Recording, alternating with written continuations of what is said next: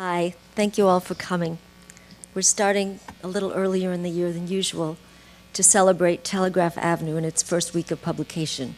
Tonight, following Michael's thrillingly anticipated reading, writer Ayelet Waldman, who happens to be married to Michael, will join us on the stage to discuss the writing of the novel and what it's like to be not Nora James, not even Elsa Rush, who made some excellent points here last year with her husband Norman, but a seriously working writer living with another one. It's as if Henry James had actually married Edith Wharton. Imagine the fictional possibilities, a plot in which Dorothea actually married not Casaubon or even Will, but Lydgate. I'll introduce Ayelet more specifically when she joins Michael after the reading. Michael Chabon is not only the most exuberant, linguistically gifted, verbally acrobatic writer alive, he may also be the single most difficult writer to introduce, because like his wife, he's so supernaturally, one almost wants to say superheroically productive. I'm assuming that most of you have read his acclaimed novels, the stories in Werewolves in Their Youth, and his novels, The Mysteries of Pittsburgh, Wonder Boys, The Amazing Adventures of Kavalier and Clay, which won the Pulitzer, Summerland, The Yiddish Policemen's Union, which won the Hugo, Sideways, Nebula, and Ignatius Awards, confirming his commitments to the merits of genre fiction, alternative histories, and his own brand of fantasy.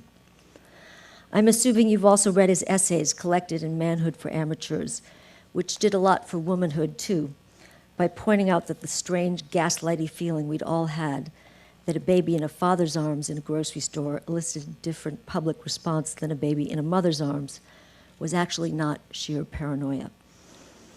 As if that weren't enough, Michael has also written for the movies and written numerous scripts, including last year's film, John Carter.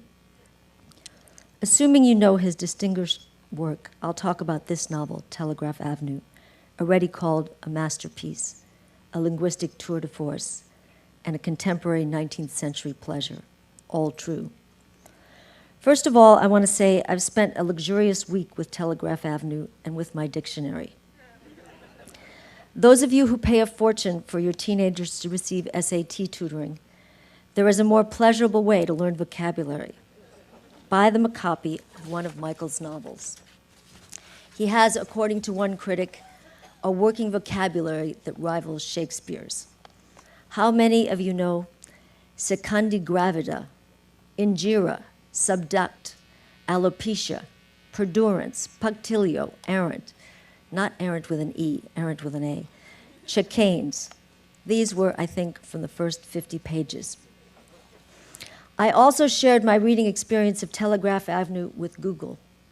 Like Chabon's godfather in local love, James Joyce, Chabon catalogs the intricate particularities of our material culture, so that I learned that Rain Spooner, for example, is a primary maker of Hawaiian shirts.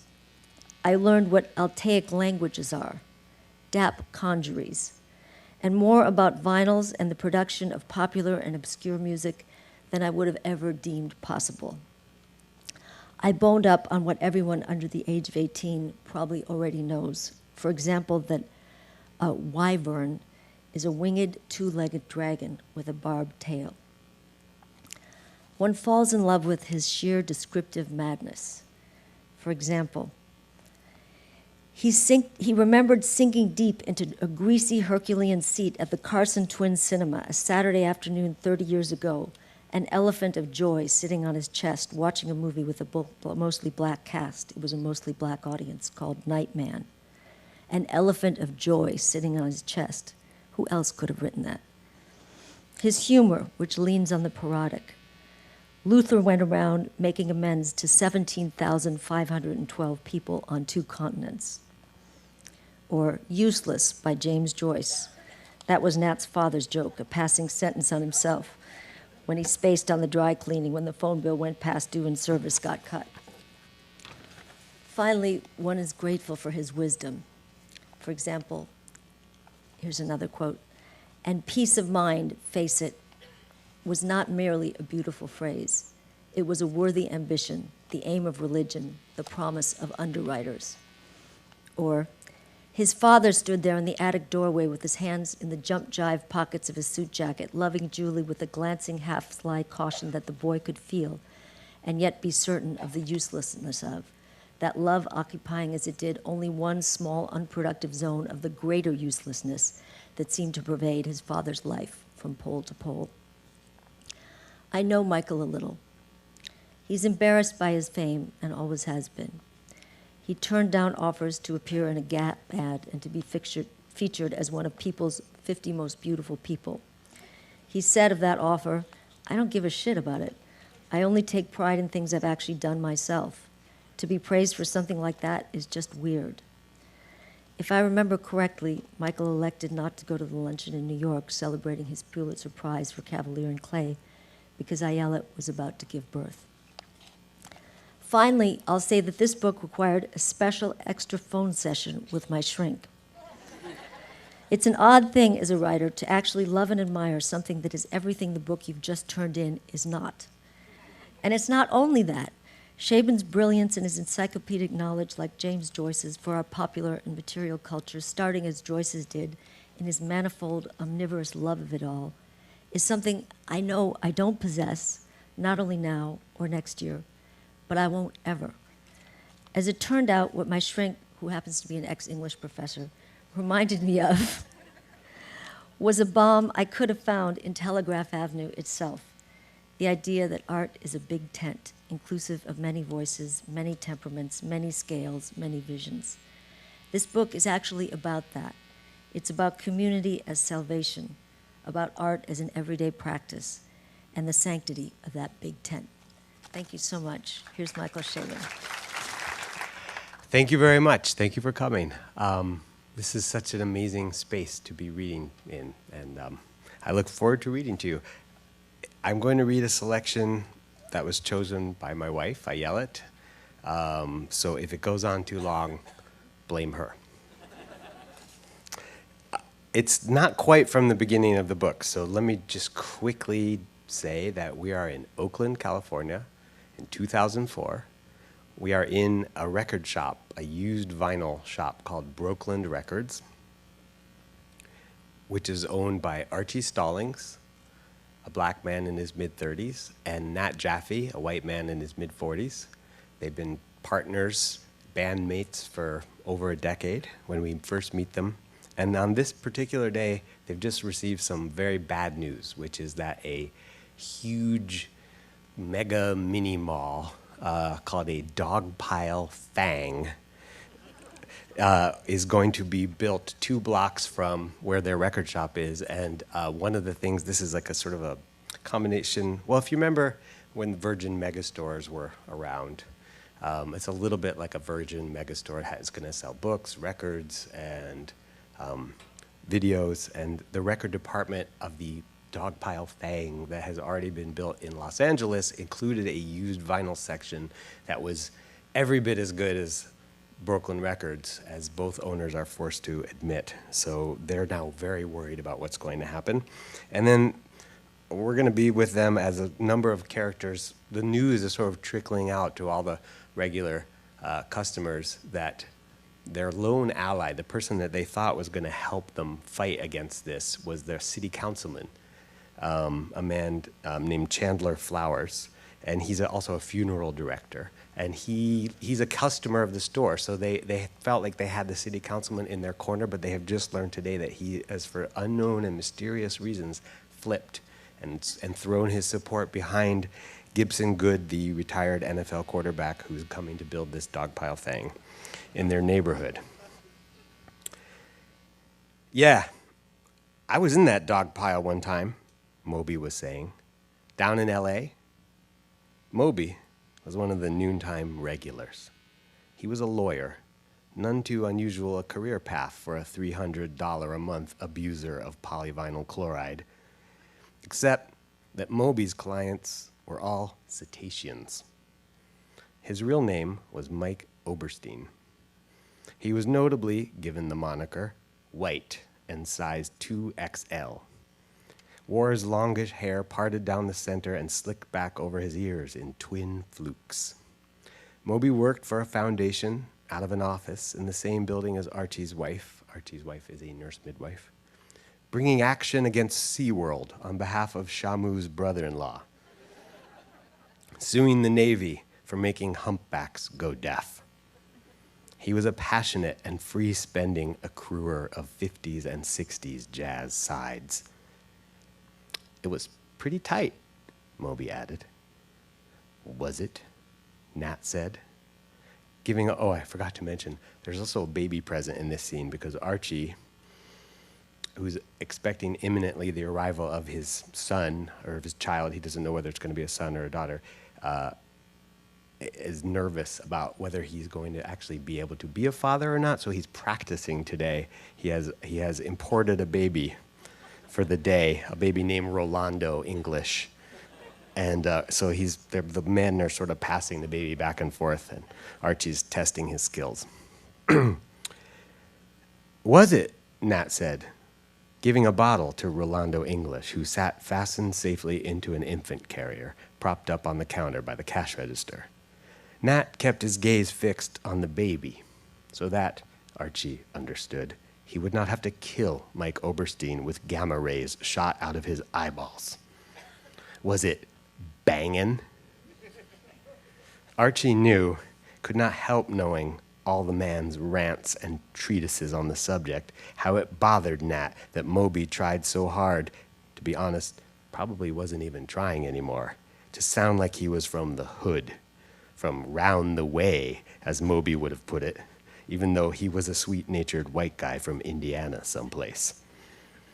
It was straight up bangin', Moby said. So well armored in his sweetness and his imaginary superfly fur coat that he was impervious, if not oblivious, to the eyeball lightning Nat was always forking in his direction. No joke. Found me this crazy side called Nat, get this, Jimmy Smith live in Israel. Thought it was a myth. I've been looking for that for like years. Nat nodded, watching the formula steadily disappear from the bottle, while, in his imagination, as Archie could infer by the knot of Nat's shoulders, he took a pristine pressing of Jimmy Smith in Israel out of its sleeve and snapped it over his knee, twice into quarters, then handed it back to Moby without a word, not even needing to say, man, fuck Dogpile, and the motherfucking Dogpile blimp.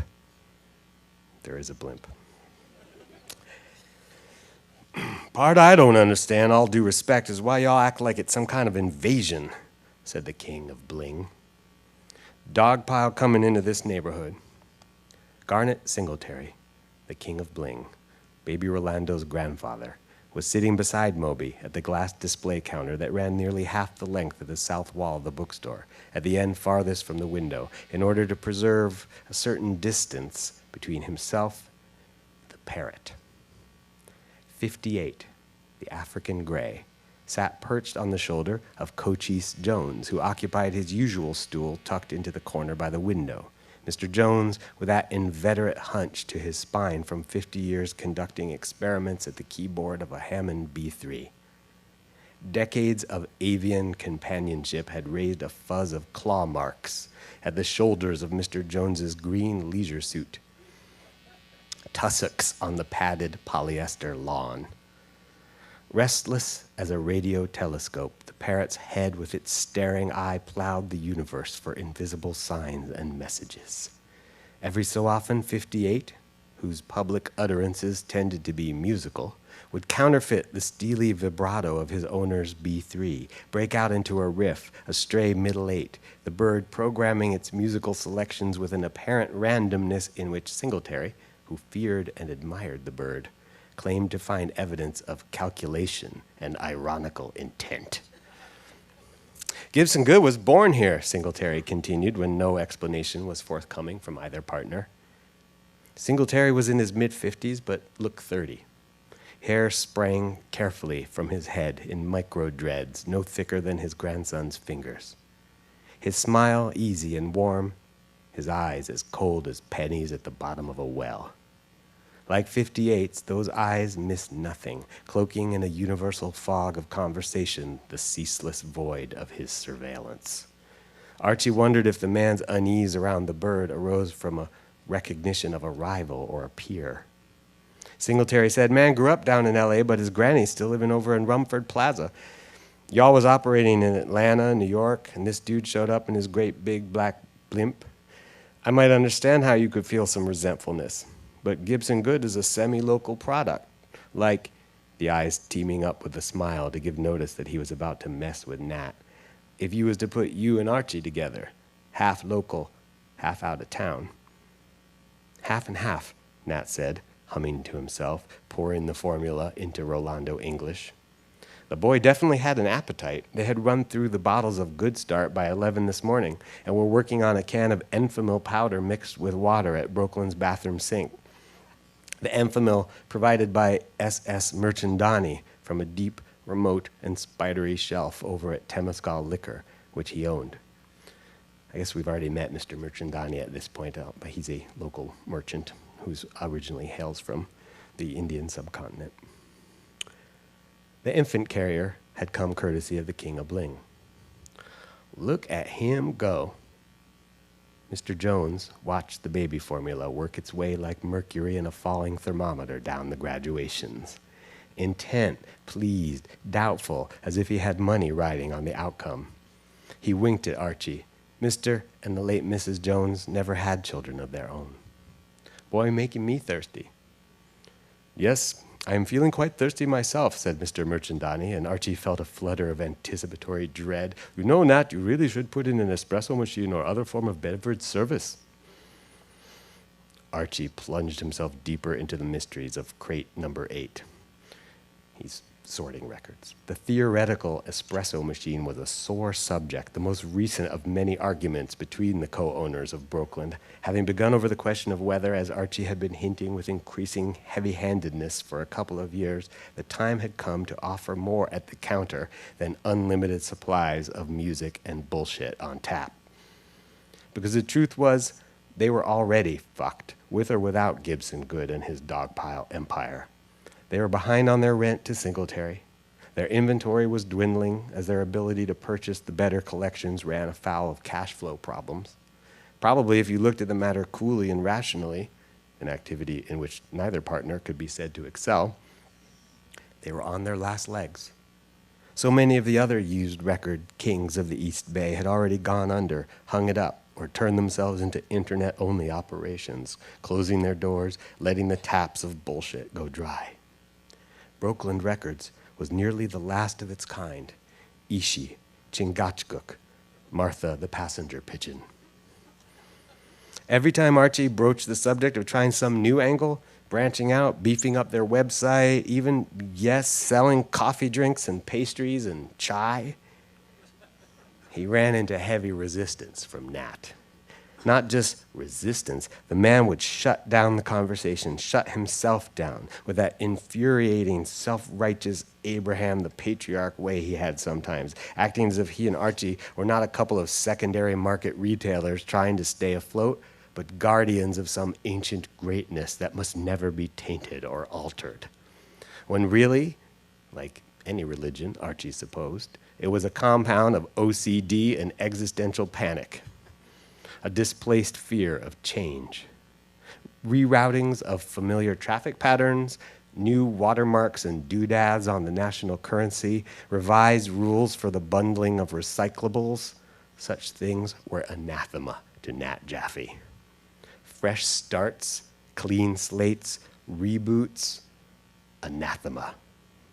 He stood against them like an island in the flow, a snag of branches.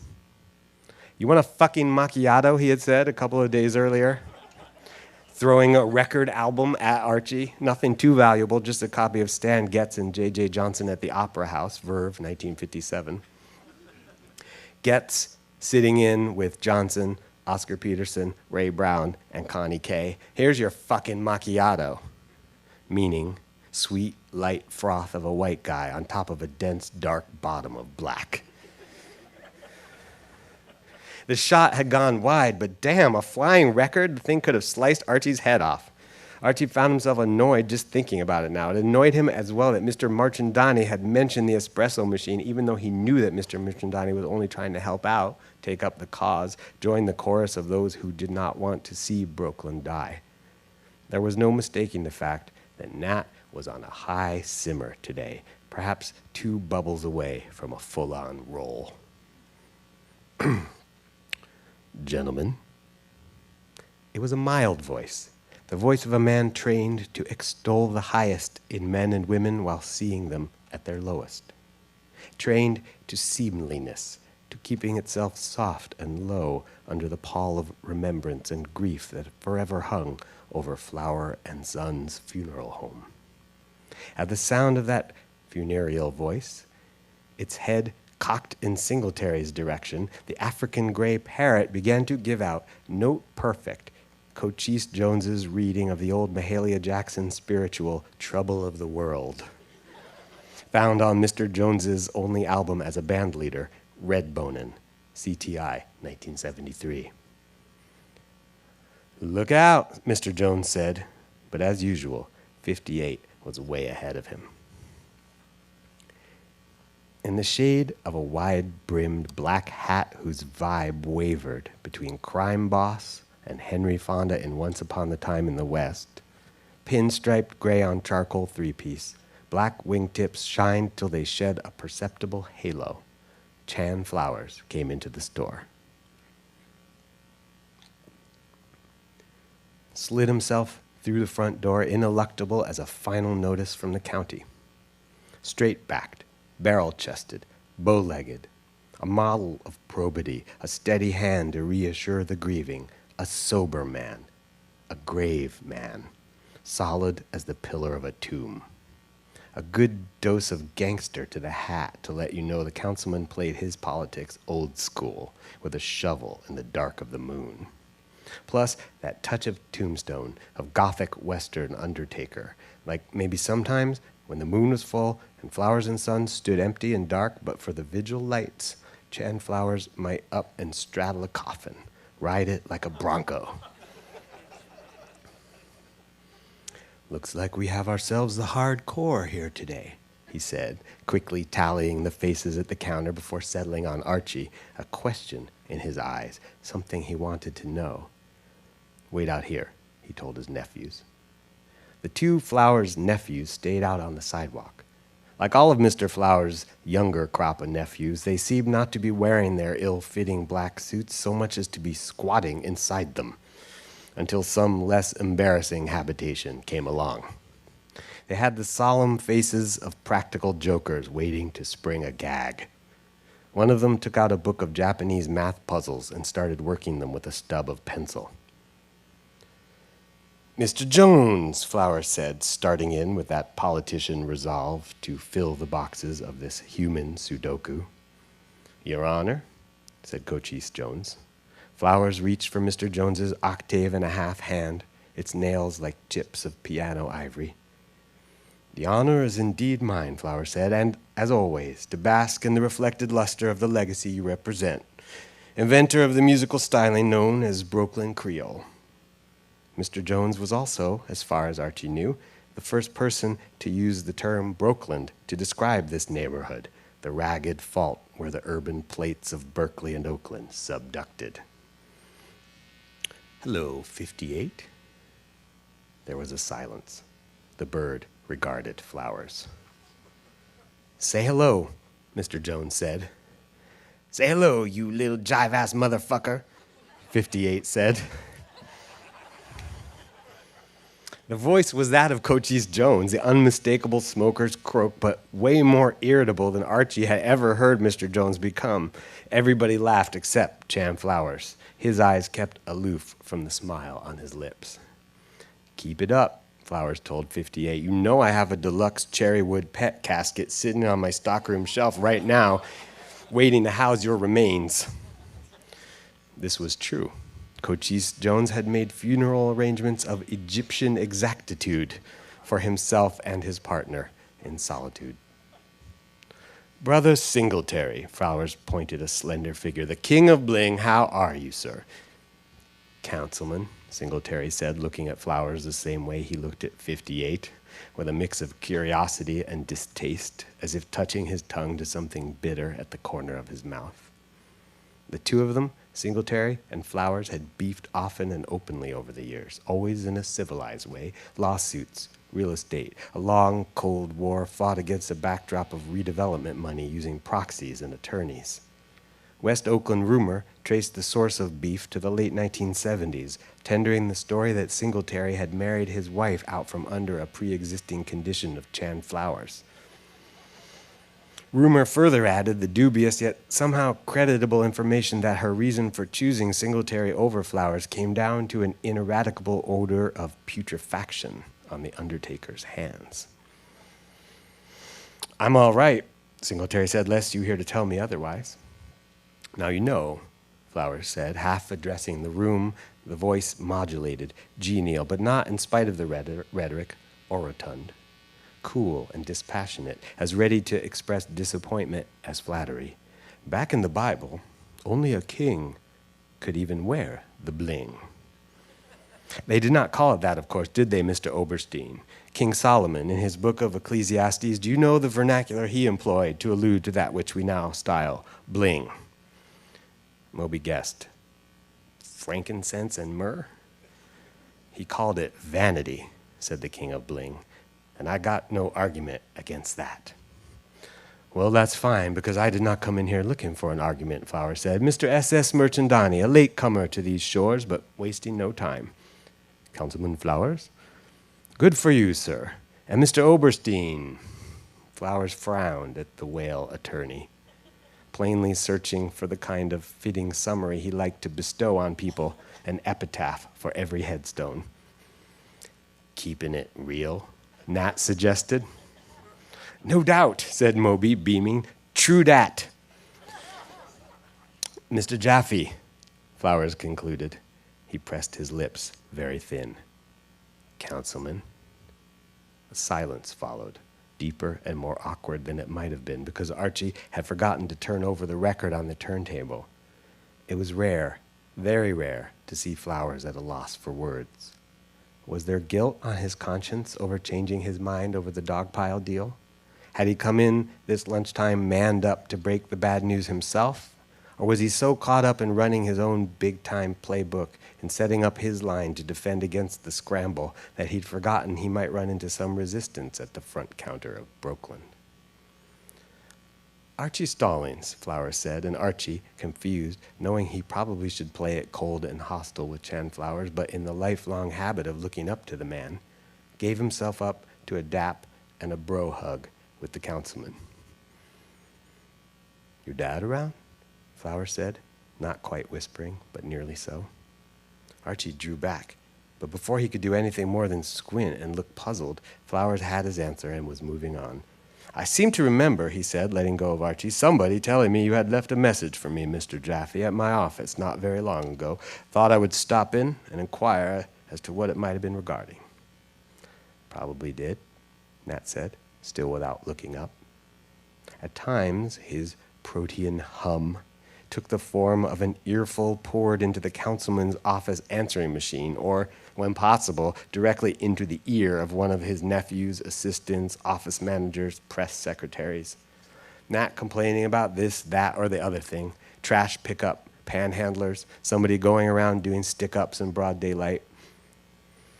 "Huh," Nat said. He feigned an effort to remember the reason for his most recent call, feigned giving up. "Can't help you." "Huh," the councilman repeated, and there was another silence. "Awkward turtle," Julie Jaffe would have declared if he had been present. That's Nat's 15-year-old son, making a turtle out of his stacked hands, paddling with his thumbs. "Now, hold on, look here." Flowers noted the baby who had fallen asleep on the bottle. His eyes went to Archie with unfeigned warmth but flawed mathematics. "Is that the little Stallings?" Flowers reached out his hand for a standard shake, and Archie took it with a sense of dread, as if this really were his baby, and all his impotencies and unfitnesses would stand revealed. "I know it might seem impossible," said Flowers, holding on to Archie's hand, still working the room, "but I remember when you were that size." Everybody laughed dutifully, but sincerely, at the idea of Archie's ever having been so small. "Child looks just like you, too." "Oh, no," Archie said. "No, that's Aisha English's baby, Rolando, Mr. Singletary's grandson. My wife and I got like a month to go. Nah, I'm just babysitting." Archie is practicing, Mr. Mirchandani said. It's never too early to start, Miss Flowers said. Though well provided with nephews and nieces, little shorties all the way up to grown men who had played football with Archie in high school, Flowers was a bachelor, and like Mr. Jones, had no children of his own. It can definitely sneak up on a man. Maybe I should start practicing being dead, Nat said, too loudly. Whether the excess volume was deliberate or involuntary, Archie could not have said. Before any of them had the chance to fully ponder the import of this remark, Nat added, "Oh yeah, I do remember why I called, Councilman. It was to ask you to come on by and slit my throat." Flowers turned, taken mildly aback, smiled, shook his head. "Brother Nat, I will never tire of your sparkling repartee," he said. "What a treat it is." Also, I have that Sun Ra you were looking for," Nat said, banking the anger, using his smile like a valve to feed it nourishing jets of air. "I don't know, maybe you want to wait and pick it up at that new dog pile store of yours. I hear their used wax department is going to be straight up banging." "Nat," Archie said. "Duly noted," Nat replied without missing a beat. "Warn me again in 20 seconds, okay?" "I can certainly understand your distress at the possibility of the level of competition you are going to be facing, Brother Nat," Flowers said with perfect sympathy. "But come on, man, show some faith in your partner and yourself. What's with the defeatist attitude? Maybe you want to consider the possibility your anxiety might be premature." "I've never actually experienced anxiety that turned out to be premature," Nat said, always happy to keep punching in the clinch. "It usually shows up right on time in my experience." "Just this once, then," Flowers suggested, itching to get out, tugging at the lapels of his jacket. "Premature." "Are you saying that Gibson Good," Nat said, "the fifth richest, what is it?" Nat turned with an audible creak of his neck bones to Garnet Singletary, who drew back, tight smile, noncommittal, in no way, shape, or form interested, not being a fool, in openly taking up against his favorite enemy from way back in the day. "What'd you say, fifth? I believe I read in Black Enterprise that he is currently the fifth most richest African American," Singletary said carefully. "I didn't see my own name anywheres on the list." Again, all the men in the store laughed, happy to let Singletary break up the tension, all the same feeling sympathy for Nat, Archie was certain. The place was part of their lives, including the life of Chan Flowers, who had for years come every week to get his hair cut by Eddie Spencer. This record store used to be a barber shop called Spencer's, and afterward never lost the habit of stopping by. "Are you saying, Councilman," Nat said, "that Gibson Good does not have an open field ahead of him, thanks to you, to start putting in this thing 2 blocks down from here, thus effectively cutting not only my throat, but the throat of this great big ex-baby of whom you are so very fond? Because what we heard, and I believe we even heard it from your lips, was that Mr. Good was having serious trouble with some of your friends on the zoning commission, and because of that, in this climate was the term I believed you employed, the banks were giving him a hard time." "If I told you that," Flowers said, "I was only reporting what I knew to be the case. So what changed? Or let me rephrase that. How much change did it take?" "Nat, here's that warning," Archie said. "How much cheese, right, Moby?" What am I agreeing to?" Moby said. "Jesus, Nat," Archie said. "You had better watch what you say, Mr. Jaffe," Flowers suggested. He was looking at Archie when he said it, not quite in appeal, not quite making some kind of threat. Inquiry, widening his eyes when he looked at Archie, something that he would have liked to know. Archie wondered if this question Flowers did not feel comfortable asking in front of a crowd, and not Nat's call about a Sun Ra record lay behind today's visit from the councilman. "I checked out Dogpile," Nat said. He smiled at Moby. "Last summer, Archie and I went down to play that wedding in Fox Hills. It was truly extremely banging. They had a sweet Nubian lady, Roy Merriweather. The pricing was more than competitive. What's more, I got into a very interesting discussion, 45 minutes with the manager of the used vinyl department. Young guy, college guy, black, good looking. very passionate about Ornette Coleman, making a case that Coleman basically rediscovered the original tone of the New Orleans cornet players, basically fought his way back to it like Einstein thinking about passing trains. And that closed the circuit. The story ended. That was the end of jazz as we know it, kind of an Ouroboros thing, the snake swallowing its own tail. I don't know if I completely agree, but it was an interesting argument. Oh, I also picked up a really decent out there.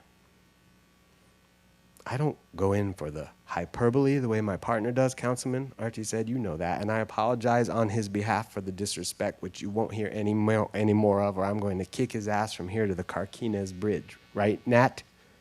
But look here. If you come through for Gibson Good, after all this time you've been such a good customer to us, not to mention, blessing us with the example of your coming in here and meeting some of your music needs from time to time, then, with respect, excuse me, but you really did turn your back on us, seems like. Flower's gaze slid over to the sleeping baby. He seemed to be seeing little Archie himself lying there, hearing some wah-wah echo of 1968. I sincerely hope that is not true, he said, returning to the present. I would miss this place. I truly, truly would. But a dogpile thing is going to be a real boon to the community. The community?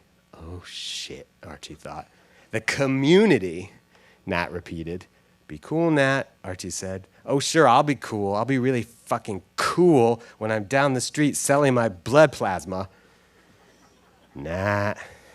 Having to sell his blood plasma was always Nat's worst-case scenario. The example he gave to his son, his wife, his partner, anyone he needed to persuade of the dire expedience and financial ruin that loomed before him. Councilman, I don't know why, but I was under the impression that this place right here was a community. But I guess I was wrong. Nat reached under the counter and pulled out a copy of The Soul Vibrations of Man, Saturn Research, 1976. And hurled it across the room. You could hear it crack, a snapping like wood in a fire. Along with fretting about having recourse to selling his blood plasma, Nat liked to throw record albums, usually the slag. Alas, this one was rare and valuable. You can ask Gibson Good in the community to find you a sealed original mono copy of The Soul Vibrations of Man, because we're closing right now, as of this moment. Why delay it? Why draw out the suffering? We're closing this store today. You can all leave. Thank you very much for your support all these years. Goodbye, gentlemen. Flower started to say something, to remonstrate with Nat, reproach him for the destruction of that beautiful disc, thought better of it. Fixed those searching peepers on Archie one last time, seeming to see some kind of answer in Archie's blankness. Well then, Flowers touched his fingers to the brim of his hat, bowed to the men at the counter. He walked out of the store, and the nephews took up their places on either side of him. Enjoy your day, Mr. Jones, Mr. Singletary. Gentlemen, goodbye, Nat said. Customers turned, looking dazed. Mr. Merchandani and Moby appealing to Archie. Archie shrugged. Sorry, fellas, he said. Archie picked up Rolando, snoozing in his caddy, and made a formal transfer of custody to the grandfather, England turning over Hong Kong. Mournful trumpets of farewell, a weird ache in Archie's heart like the forerunner or possibly the distant memory of tears. The men slipped from their stools and trooped out. Mr. Jones stopped in the doorway, unhunched himself from the perpetual ghostly keyboard, and turned back. He shot a look at Nat in which sympathy and scorn contended, fished his pipe and tobacco out of his hip pocket. Then, gesturing with the stem of the pipe toward Rolando as the king carried out the baby, Mr. Jones nodded to Archie. Keep on practicing, Turtle, he said. You going to get it. I hope I do, Mr. Jones. You got the good heart underneath all the other stuff. Good heart is 85% of everything in life. Tears ran burning along the gutters of Archie's eyes. Generally, he tried, following the example of Marcus Aurelius, to avoid self-pity. But Archie had not experienced a great deal of appreciation in his life for his good qualities, for his potential as a man. His mother had died when he was young. His father had bounced early on. The aunts who raised him died with their ignorance of his good qualities perfectly preserved. His wife, though no doubt she loved him, was the latest in a long line of experts and connoisseurs reaching back through the army and high school to his aunties to underrate the rarity and condition of Archie's soul. Only Mr. Jones had always stopped to drop a needle in the long, inward, spiraling groove that encoded Archie and listen to the vibrations. Even in the days when Mr. Jones's wife was alive and he was sought after in the clubs and recording studios, halfway famous, he always seemed to have time for turtle stallings. "Thanks, Mr. Jones," Archie said. "What is the other 15%? Nat said, just out of curiosity. "Politeness," Mr. Jones said without hesitation, "and keeping a level head." Nat blushed and failed to meet Mr. Jones's watery gaze. "We got that gig tomorrow," Mr. Jones said. "I'm gonna need my Leslie boy." "And you will have it," Archie said. After the parrot had piloted Mr. Jones out of the store, Nat shut the door behind them. He bolted it, turned the sign so that it read "Closed." "Community," he muttered. He stood with his hand on the bolt, humming. Then he slid it back, pulled the door open, and ran out onto the sidewalk, shouting in the direction that Councilman Flowers had taken. "The community hasn't made a decent record since 1989. Nat came back in, stomped really, and repeated the business with the deadbolt. He went back around the corner and stood breathing in and out, making an effort to calm himself, the pounding of his heart visible in his temples. He stopped in front of Archie and fixed him with a level stare. "See, Archie, this is why I hate everyone and the world," he said, as if there were some connection between these words and what had just happened, some sequence of events like a theory of Ornette Coleman and the lost horn men of Storyville. "This is why I hate my sad-ass little life." He snatched his hat from the hook, pulled it down tight over his head, and went out. Archie tried and failed to decide whether to take seriously some portion, or none of the things that Nat had said. He reached for the Penguin Meditations stashed at the ready in his hip pocket, but he knew without consulting it what Marcus Aurelius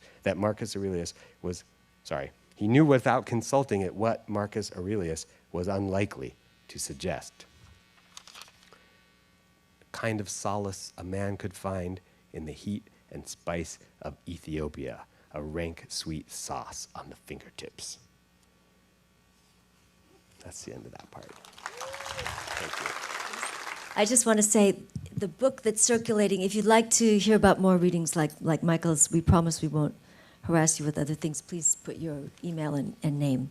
That's what that strange book coming along around is.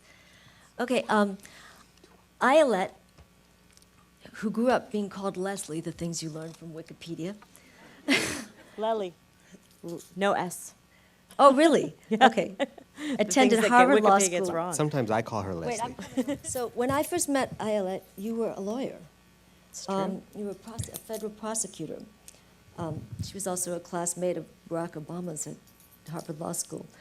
But this work informed her 7 mommy-track mysteries. Her most recent and ambitious, far-ranging novels include Daughter's Keeper, Love and Other Impossible Pursuits, my personal favorite, and also the basis of a movie adaptation by Don Roos, who spoke here with us last year with Edmund White, and Red Hook Road. In addition, Ayelet has written 2 exceptionally powerful, insightful, and popular collections of essays exploring motherhood, marriage, the sexuality of mothers, bipolar or polar illness during motherhood, aging, body image, and in the broadest sense, contemporary Jewish life. She's finishing a new novel evocatively called Love and Treasure, and hopefully she'll come and read to us from that, and also has 3 television pilots she's under contract to write and make. Did I mention that with Michael, Ayelet is the mother of 4 children? She said that her fiction is all about being a bad mother, which, as someone who knows the Chabon children, can attest she's not. The couple met, I believe, on a blind date in New York City, though before the date, Ayelet read Michael's novels and asked her friend, "Why are you fixing me up with a gay guy?" The married gay guy. A married gay guy, yeah. A married gay guy. There's some dispute about when exactly they became engaged, but I'll trust Wikipedia over my memory of the confidence. I seem to think it was on the first night, but Wikipedia said it was 3 weeks from that first date. Wikipedia's right in this instance. Though Ayelet vowed at her wedding never to become a writer, she did, and what a writer. The couple collaborate and edit each other's work. One of them, I'm not sure which one of you has said, that nothing leaves the house that the other hasn't gone over with a fine-tooth comb, and they sometimes go on plot walks. Doesn't that sound like fun? Oh yeah, that's so much fun. Entertainment Weekly declared the couple a famous and famously in love writing pair, like Nick and Nora Charles, with word processors, though, and not so much booze. Yeah. I wanted to start out by asking you how you negotiate the interesting paradox, in a way, of fiction being something that is so much a solitary pursuit, and yet you do share so much of it with each other. What happens when there is a difference in sensibility? How are you able to gain from that rather than despair, perhaps? Well, I think it helps that we, generally speaking, work at two totally different times of day. Ayelet works during the daytime and I work at night. So, How long have you been doing that night thing? I've been working at night ever since I was in college. I guess in graduate school, certainly at UC Irvine. I started staying up really late and working because you can do that kind of thing when you're a graduate student. And you've continued. And then I just continued. I've tried. I would rather work in the daytime, but because then your work is done at the end of the day instead of looming over you all day long.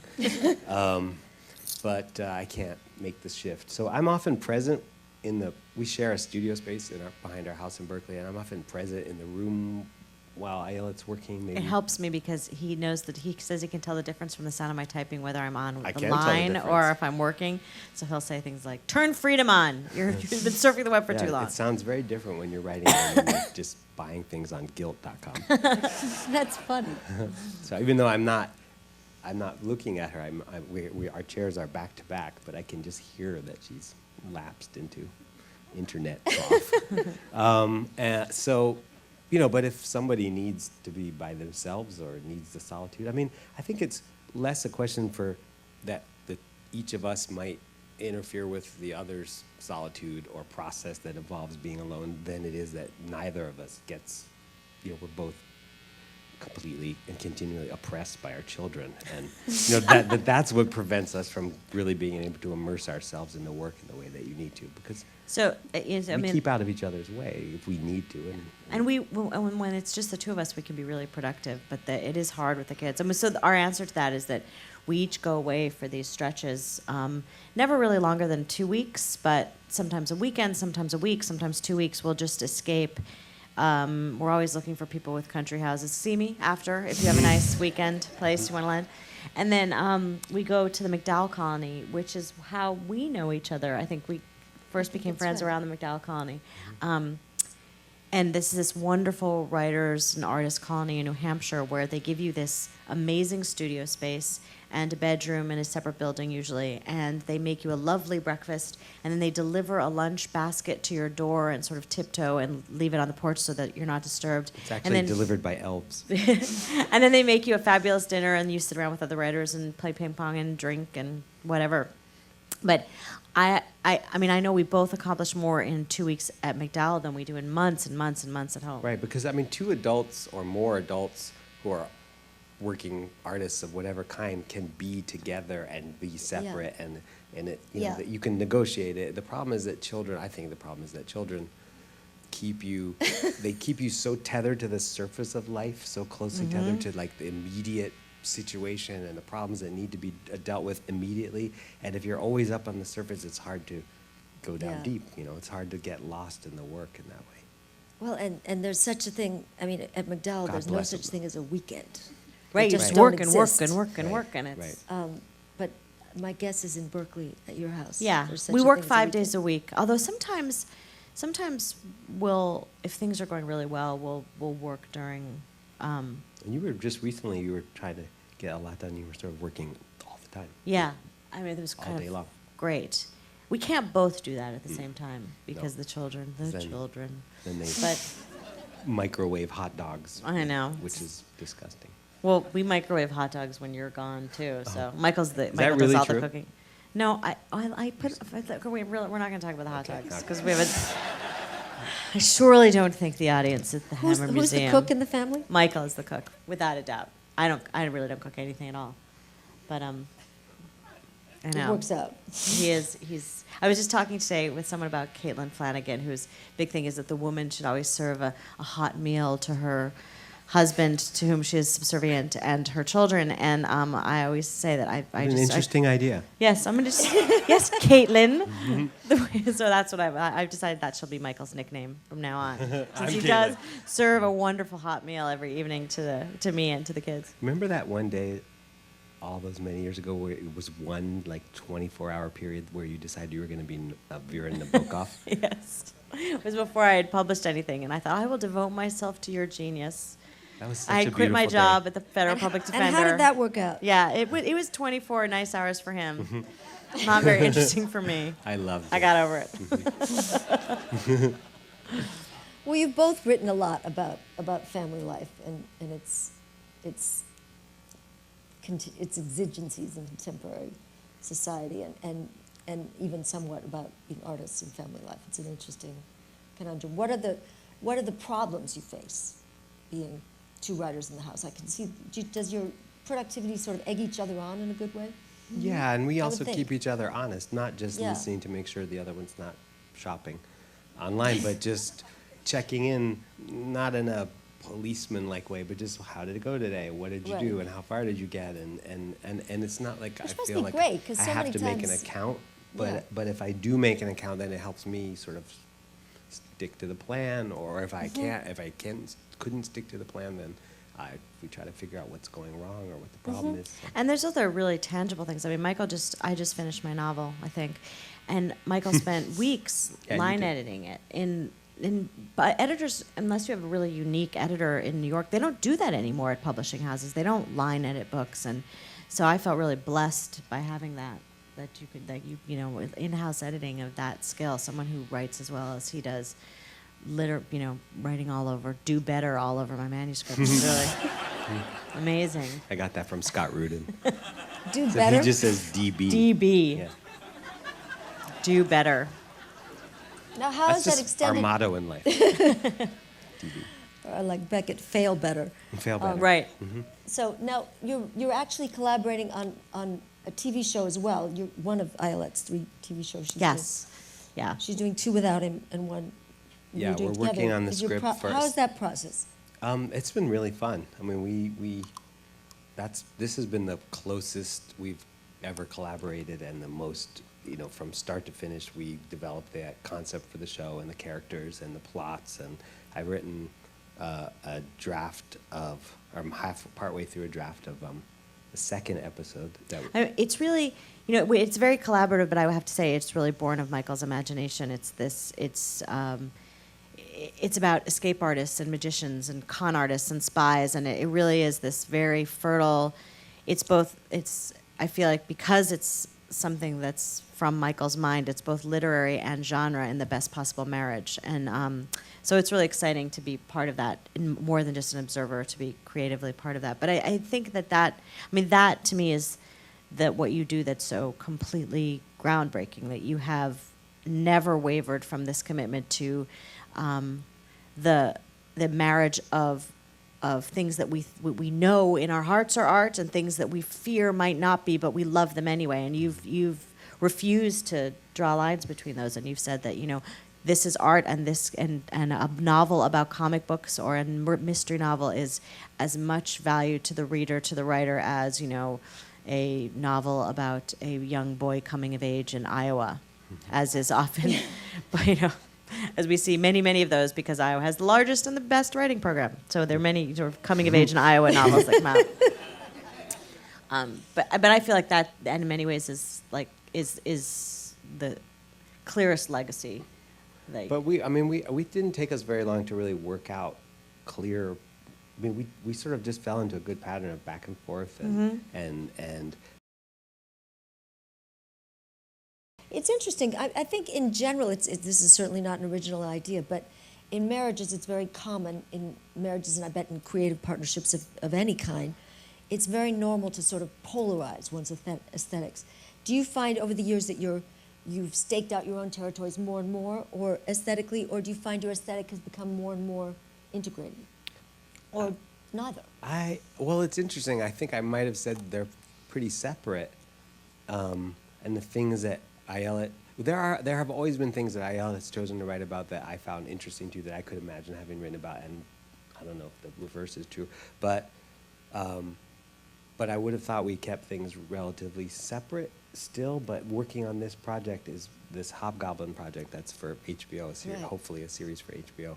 I think we're both bringing things we think That's are interesting. fascinating So and your interesting. worlds are kind of colliding. in the- Certainly, definitely. And I like to think that that the way you write about women has changed dramatically over the years. I mean, I think that's true. the character of Gwen in Telegraph Avenue in particular is it's an astonishing character. This is an African American woman whose point of view you embody in a way that feels so real. I mean, she gives birth, and if when I read it the first time, I thought, how do you know? I mean, yeah, you were there, but I'm sorry, you were asleep on the bed, and I was in labor for 2 nights. So how do you know what that feels like? And it's this incredible feat of ventriloquism that you don't often. I mean, you always tell that story about how so many. I mean, maybe you shouldn't tell it because I'm giving you a compliment and it seemed like you're insulting other writers. But Michael, we both sort of talk about how so often when, particularly a certain kind of male writer writes about a woman, a younger woman, there's always the boob moment where the writer will have the woman sort of catch sight of her lovely round breasts or palpate them or admire them in a way or that just feel them inside yes, exactly, of her shirt. And there's no woman who's ever all right. Do we ever spend any time like, oh, my lovely breast? Never. But they're just like boobs. They're so. I'm so close. But That's so funny. But the character of Gwen is so remarkably devoid of anything resembling a boob moment, and yet you really get what it's like to be pregnant. I mean, sometimes when I was reading it, I wondered, was I fetching so much? Yes. That's it. That is the secret. That's so funny about the boob moment because last year Norman Rush was here and gave a wonderful reading. Norman Rush is a great, amazing writer, novelist. But his wife came on stage as you did. For the question and answer, and she's not a writer, but she's a very active reader of his work and an editor, and I think she does even type his manuscripts. But anyway, she get any ideas, brother. She mentioned that there were, or vice versa, but she did mention that that there was some, I don't remember if it was boobs or whatever, but there was some term for female breasts that she said no woman would say that, and their editor Hooters. tatas. And Close, his editor, ratified Elsa's suggestion to cut this term. But Norman felt strongly about it. And Elsa in the audience here cited, well, I did notice that the critic in the New York Review books, the one criticism in these 5 newspapers was that. That's good. I wouldn't let you get away with it. I mean, there are a lot of things. I mean, the reason we're doing Hobgoblins, like, all you have to say to either of us is wartime Britain, World War II Britain. That's just something we that love we're it. both. Yeah. We have a lot of things in common that we are interested in. And Right. That's one of them. Sure. I mean, before I met Michael, I read his books. I mean, the reason I asked that question is, why are you fixing me up with it? I've had that gay boyfriend. I don't need him again. Was because the first thing I did when I found out we were going on this blind date is I read the 2 books that he had at the time, Mysteries of Pittsburgh and Model World, and I fell in love with him as a reader before I ever met him as a man. And it was I just remember being amazed by what I was reading. I had been out of the country when Mysteries of Pittsburgh was published, so though I read a tremendous amount, I had never read that That's book. true. And it was so exciting to read it. And then I'll tell you the story. I said to my friend Peter Shabakoff, I have a date with this writer guy. And I mispronounced his name, Michael Chabon, Shea Stadium, Bon Jovi, Chabon. So I said, so this guy, what do you? And I remember we were walking out of Bloomingdale's again with the shopping, and we had those big brown bags. And Peter dropped his on Lexington Avenue, and he said to me, oh my God, Michael Chabon? Why would he ever go out with you? And that's when I got nervous. That's very funny. Okay, I think we're going to open up to questions to the audience for both Ayelet and Michael. Michael, thank you for your recent article on Finnegan's Wake. Oh, you're welcome. It's counterculturally correct to diss James Joyce's social media epic. By blending technological determinism and Manippian satire, Marshall McLuhan actually cracked the Finnegan's Wake code. He knew that artists and writers are broadcasting the hidden effects of the things that we invent. They're like the antennas of the race. Marshall continued by saying, he asked this question, why do we ignore the hidden effects of the things that we invent? So indeed, I'd like to ask you that question. Why do we ignore the hidden effects of the things that we invent? Do you ignore the hidden effects of the things Well, that you actually invent? I have an answer prepared for this very question. First of all, I want to caution Well, you. Marshall McLuhan is right here. Yeah, I was going to say, it's very dangerous to invoke Marshall McLuhan because I happen to have him right here.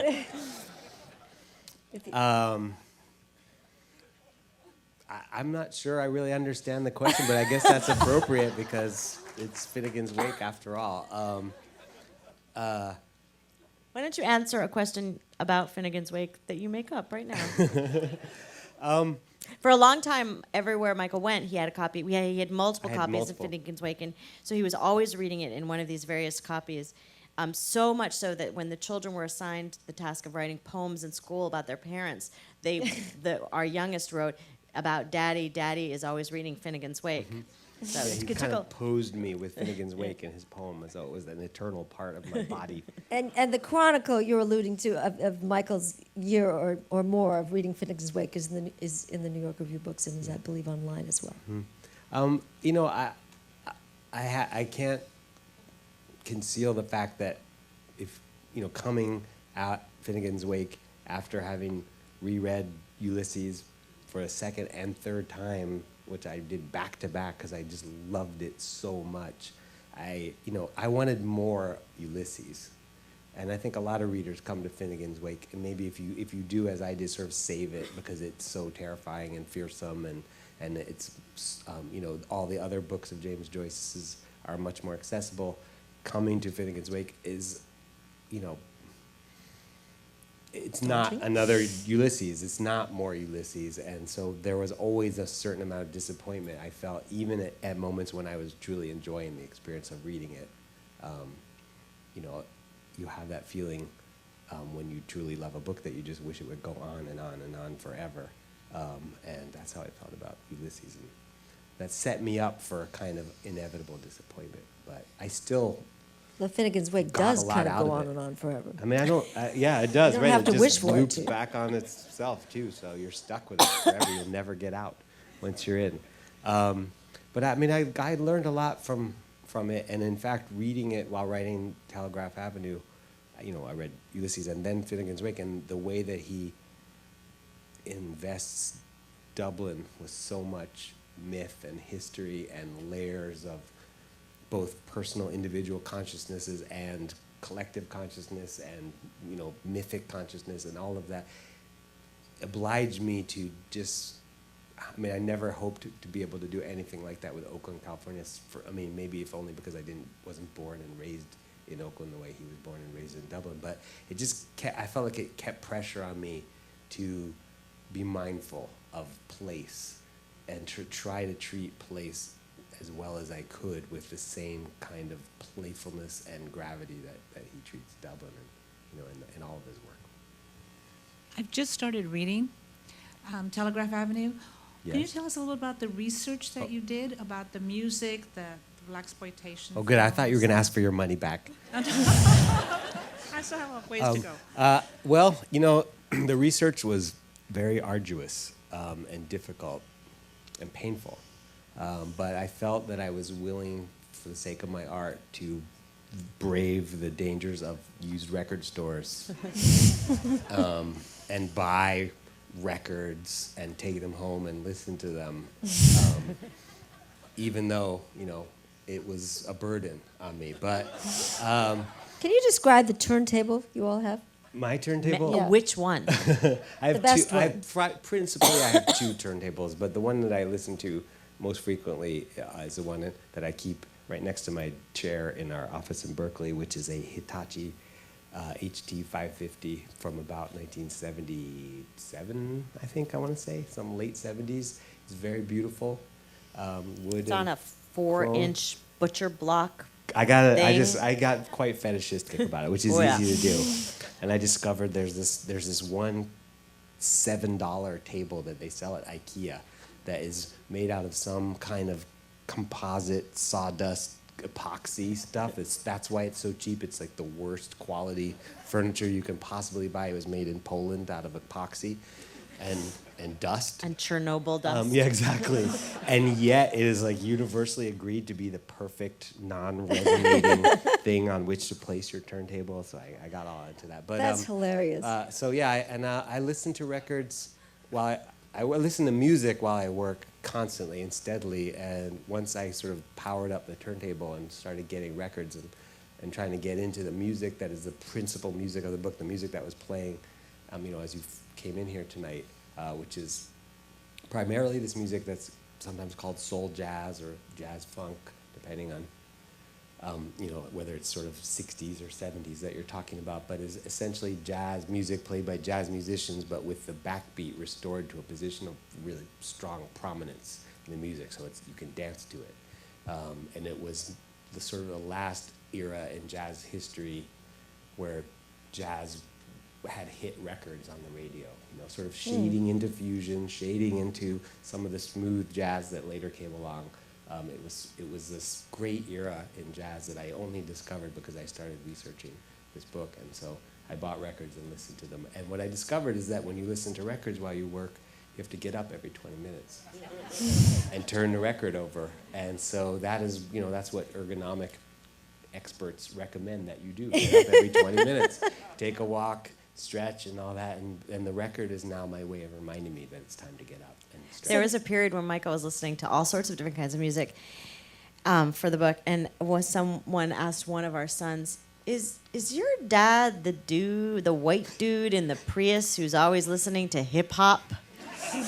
And our son was like, yes, that's my dad. Whenever kids get in the car, they're always so humiliated by the fact that I listen to hip hop. I turn the radio on and it's They make playing. him turn it down at red light so that, God forbid, they won't be seen. Yeah, and our son has one of his best friends is a black kid, and when he every time he gets in the car, my son has to hasten to reassure him that I actually listen to hip hop. That he didn't just turn it on for Nick. Because there's a black kid in the car. Now, when you're starting a new project, do you sort of get the soundtrack together first? Yes, So, yeah. So what are you listening to for your next project? Can you tell us? I don't know yet because I'm not quite sure what the next book is. Although working on Hobgoblin, I don't know why. I mean, Are a you lot sort of of times exploring the music for I try things and I see what works. So there's some standard things that always work, like Steve Reich's music for 18 musicians, which is just the perfect music for working to on any project, regardless of what it is, from fiction to nonfiction to essay or whatever it might be. But It's minimalist classical music, and it's very propulsive, and it just keeps you, and repetitive, and it just keeps you moving. and It's really amazing. very non-intrusive, and I probably have listened to it 2,000 times. But I do program music to go with whatever the project I happen to be working on. So when I was working on Kavalier and Clay, I listened to a lot of big band swing and Benny Goodman quartets and stuff. When I worked on Yiddish Policemen's Union, I listened to some klezmer music. Those were dark days. Ayelet did not enjoy the klezmer so much. No. The Mickey Cats. Oh my God! You ask why we don't work at the same time. And I also listen to soundtracks a lot while working on that sort of noirish sounding soundtracks. To me, I listen to the Blade Runner soundtrack a lot. How about you, Ayelet? I listen pretty much exclusively to minimalist classical music, and I didn't used to listen to music, but Michael turned me on to that, and I find that if I'm not working well, I can turn on that piece in particular, and it acts like Ritalin. It just makes me focus and moves me forward. It's really kind of remarkable. It's good to have it It's a kind of blinker or something. It's an auditory blinker that just keeps your attention if the music is not intrusive. I can't listen to anything with lyrics though at all. Neither And can I. you I'm can sorry. I sometimes. have a cold and it's starting. I know we're both hacking. Sorry. Oh, no, and it's like you're going to be signing books. It's like going to be Gwyneth Paltrow with those nuts, those bar nuts, in Contagion. Every time he hands one of you a book, off it's going to go. There'll be the CDC will be tracing it, We'll have some. not to make Don't you make not me want to laugh. buy Stop. a book. Sorry. Buy it anyway. Just don't touch it. Dude, was there a question? Did we answer it? Yes, but here's another one. My question is, if I understand Nick. you correct, sorry, stand up. My question involves hearing a minute ago you were talking about reading Joyce, and it goes to the whole issue of how do you write when you're reading something else without being influenced by it, or Because that would be Yes. terrible to be influenced by Joyce, right? Yes. God That would forbid. be well, a burden. whether it was Joyce or No. Raymond Chandler. I mean, that's a I just- common question, and I have heard a lot of writers say they can't read something or other while they're writing because they are afraid of being tainted or the influence of it. And I mean, I have experienced that. If I am reading a particular author with a very distinctive style for many hours, maybe this now only happens when I'm someplace like the McDowell Colony. But if I'm reading even James Joyce, let's say for 5 or 6 hours, and then I were to start writing, it would probably be inevitable that certain cadences or ticks of punctuation or whatever it might be might begin to appear in what I was writing. But I first of all, they're almost that you identify them instantly the moment they appear. You're like, oh no, that's clearly a Joycean phrasing that you just used there. So it's not like at least in my case, it doesn't happen stealthily or in a way that I'm not aware of. I'm always aware of it as it creeps in. And then I'll just stop and look at it, and I'll ask myself, well, so what? So it's Joycean. Is that such a bad thing? Maybe, is there some way I can look at this phrase and either justify it as that it also belongs to me, or is there something I can do to modify it, or should I tone it down or cut it out or whatever it might be? But it's not. There's not a contagion. The most astonishing thing in this novel, the thing that the sort of moment in this novel that will probably be remembered forever, Thank you, is an honey. entire chapter that is a sentence. It's a 4,000-word sentence written from the point of view of a parrot. Of course. When I first read that, I said, "Oh, you can't do that." I couldn't breathe, and I had all these objections. And Michael looked at me, and he had been reading Ulysses and Finnegan's Wake, and he said, "Could James Joyce do that?" Did I really say that? He did, and I said, That's obnoxious. "I said, you know what? Hell yeah, go!" And it is incredible. It's amazing. It is the heart of the novel. So, and I don't know if you would have had the balls to do that if you hadn't been reading so much James Joyce. Well, I think it was definitely rereading those 4 big long sentences at the end of Ulysses that rekindled my interest in long sentences, which is something, there's certain writers have, like Proust has some humdingers and Faulkner, and when you encounter those sentences for the first time, I can remember thinking as far back as college, like, wow, what would it be like to try to write a sentence like that someday? But it was definitely an ambition I had laid aside, and then when I read Molly's soliloquy at the end, just started thinking again, that might be a cool thing to try. But I didn't simply, I wouldn't have done it, I wouldn't have allowed myself to do it purely as an indulgence. I reached for that long sentence as a solution to a problem, which was that I wanted to check in on, I was at the midpoint of the novel, and I felt this desire to check in on all the characters and see where they were as we began to move toward the end of the novel. And I had this sense that maybe the reader might like that too, to sort of know where they all were. And then I had this wish that I could do this some kind of simultaneous display of all the characters in their various homes or hidey holes or wherever they are. And then I thought, well, if I were making a movie, I could do some kind of really cool tracking shot where I would just soar in and out of windows and up over houses and check in on all the characters. in that way. And I thought, well, I can't do that, but that idea of soaring is interesting. It's almost like a bird's eye view. And I thought, well, then I could have this parrot who well, I have written about parrots before. I have an affinity for parrots, for fictional parrots anyway. And just kind of all at once, it just came to me like tracking shot, parrot, bird's eye view, long sentence. And a long sentence will be like a tracking shot in a way, and I'll just see if I can just do it essentially like all in one take. And I wrote the sentence in 2 days, so it was not quite all in one take, but it felt like one big gulp of prose. First of all, I want to thank you for including Deodato in your playlist. Oh, you bet. I remember it fondly. I wondered if you could say something about your coming up with the analogy of the Ornette Coleman analogy with the early cornet sound, where Yeah. that came from, and also anything about the handling of the multiple characters in the scene that you read to us. Okay, well, first of all, the music, the little bit of theory, I can honestly say I have absolutely no idea where that came from or how I knew that or if it's even remotely true or what. I think maybe I might have read something about Ornette Coleman's tone, and that's just what came out. It was there when I needed it, and nobody has ever questioned it, so it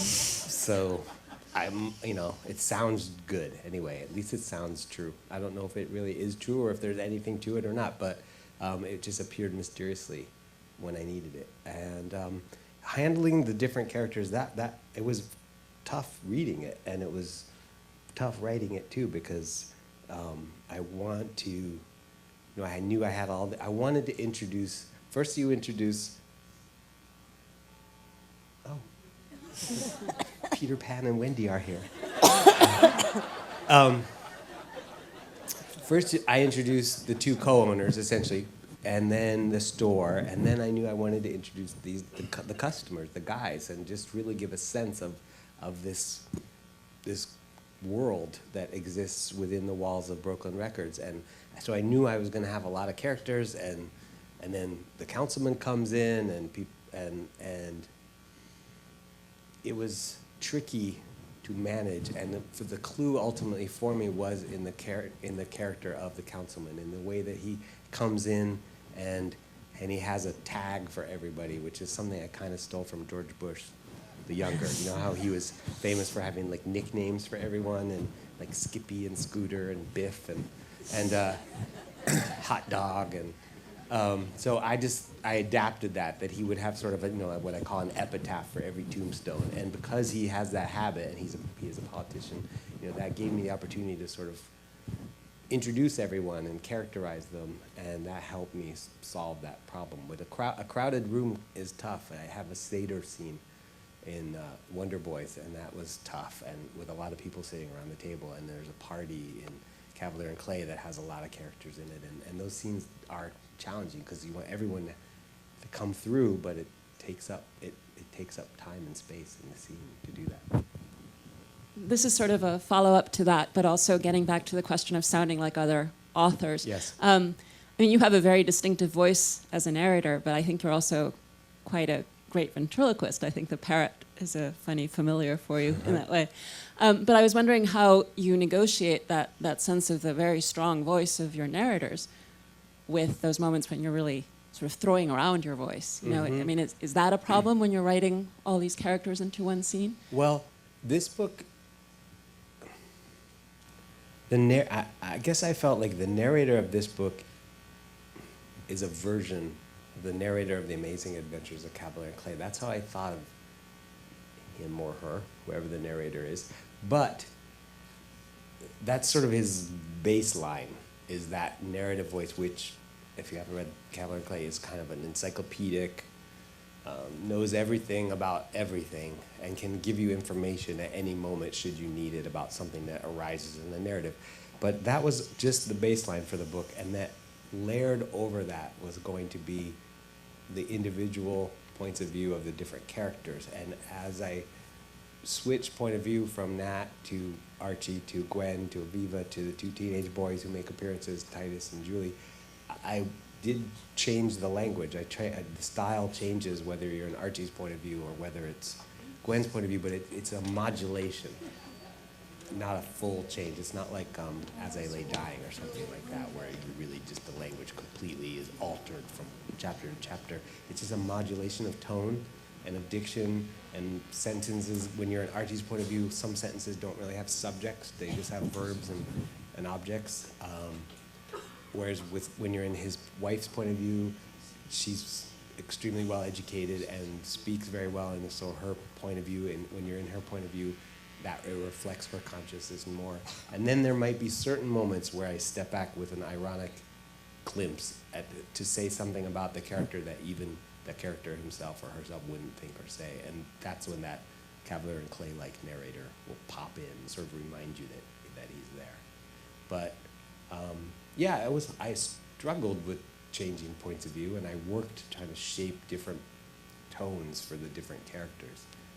And my editor, my wife and my editor were both very helpful to me in doing that, as were some other readers that I consulted. Hi, Mona. Lisa Douglas. Hi, Lisa. I just want to thank you guys for coming. I am a current MFA student at UC Irvine, Oh, your alma mater. how are things down there?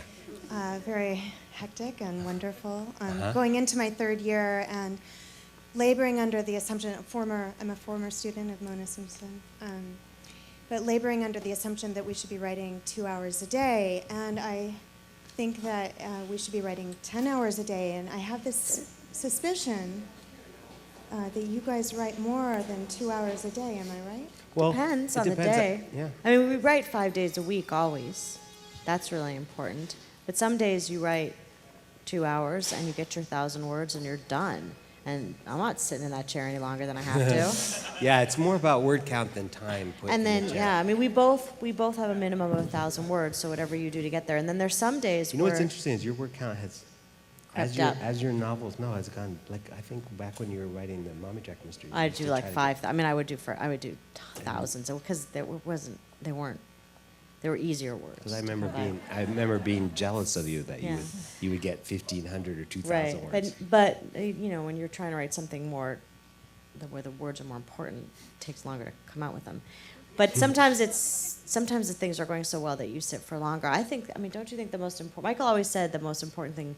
I mean, the thing that I've learned more from him more than anything else is the value of discipline. And if you say to yourself, my discipline is that I'm going to work 10 hours a day, you will never finish a book, because no one is ever going to, you're going to start your day and you're going to think, I'm going to go for a bike ride, because I'm not going to sit down. But if you say to yourself, I'm going to write 1,000 words, you'll sit down in the chair and you'll get them done. Right, I mean, or 2 hours. Like 2 hours, 5 days a week is, I mean, just whatever it is, it should be the same 2 hours. I think that's the most important thing. Yeah. You train your body to produce, it's like training your bowels, you know. Thank you. Very much like that. Another Joycean moment in the evening. Can we have Actually, my question is for Ayelet, and Cool. I was wondering about the differences that you experience as a writer of nonfiction and fiction. What do you find more enjoyable? What do you find more difficult? You should answer this question too, because Go you for write it. a lot of Yeah, nonfiction. both But I of will. you.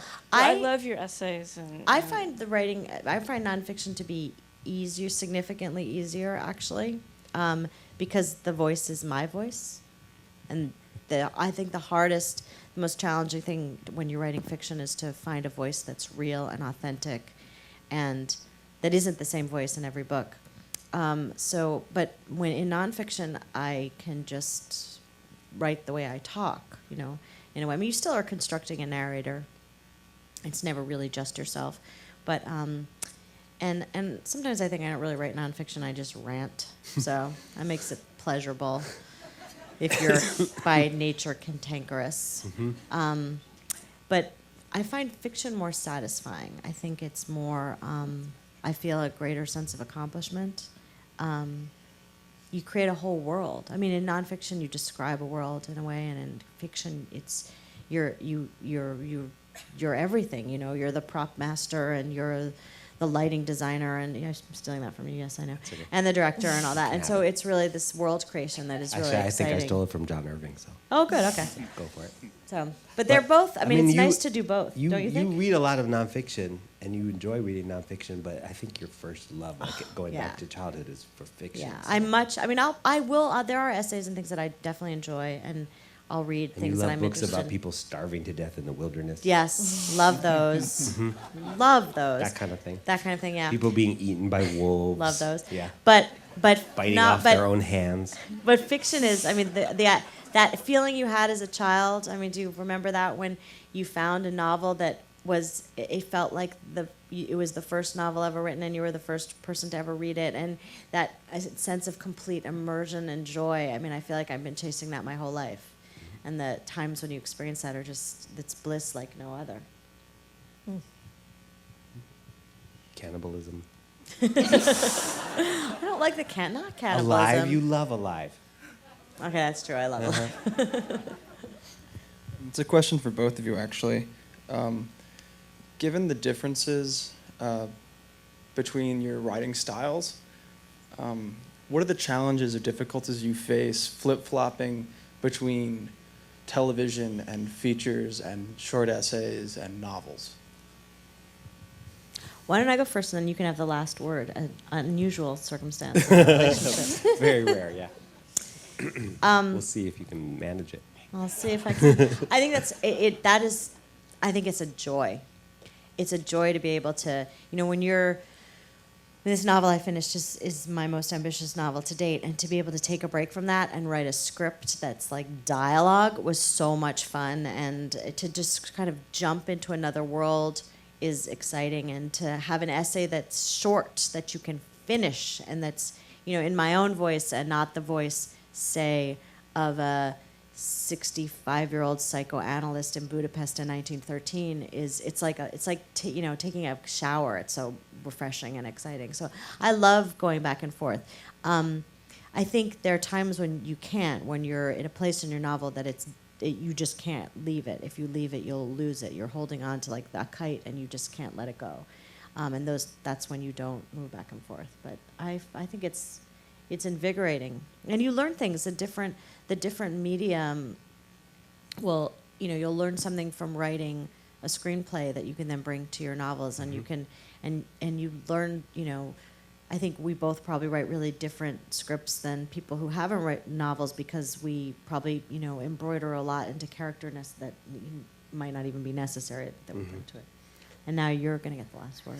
I promise. Well, I mean, I agree. I agree with what Ayelet is saying. I think the two best feelings that you can experience as a writer are in order of joyfulness: finishing something and starting something. And the worst possible feeling you can experience as a writer is being stuck in the middle of something. And so to start something new can be such a tonic if you're feeling stuck. And you do have to be careful, and ultimately if you have this long arc project going, you do have to stick with it. You can't allow the distractions to become or the detours to become so numerous that you lose the thread, as Ayelet was saying. But to give yourself, first of all, that taste of beginning something new, and it's still fresh and it still feels ideal, and you can see how perfect it's going to be before you start ruining it, is precious. And then also if that interim project is like an essay or a short story or something, or a screenplay that you can write relatively quickly compared to the really long arc of writing a novel, then to give yourself that taste of completion is even more tonic and more restorative. And just to feel like, thank God I finished something. Because I haven't been working on this novel for 3.5 years now. So to write the Finnegan's Wake essay and just get that thing done just felt so good. In the midst of a long haul, it's a beautiful thing. Thank you both so much. Oh, and Michael will be. Thank you.